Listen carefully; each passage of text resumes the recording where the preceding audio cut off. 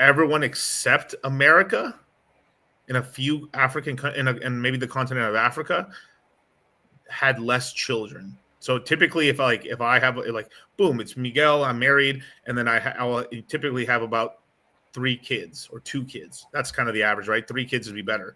So it'd be like 1 to replace you, 1 to replace your wife when you die, and 1 for the economy, means growth, right? But the baby boomers actually ended up having that 2 to 3 people. So the millennial population, which is mostly the children of older Xers and boomers, is equal to the boomer generation. So we have replacement. I think the millennial generation is like 5% larger, but it's roughly the same. In Europe, the average is 1 to 2. 2 to 3 is a huge difference. So on average, families were having 1 child or 2 children. So they have a 50% deficit to the amount of people. So it ends up happening is that we live in a population Ponzi. And we actually live in a Ponzi of Ponzi's. Everything's a Ponzi because everything's demand. If there's no demand, it collapses. If there's demand, everything is awesome, basically.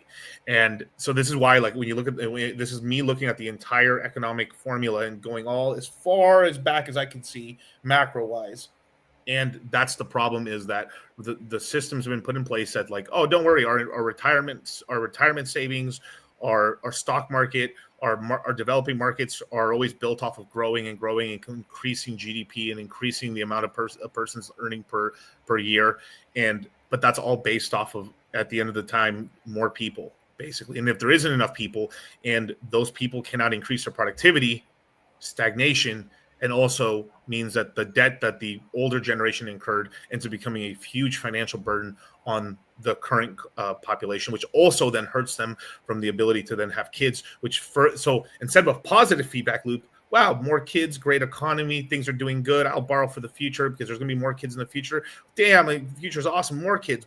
Then you have less kids, can borrow less, old debt starts hurting the current generation.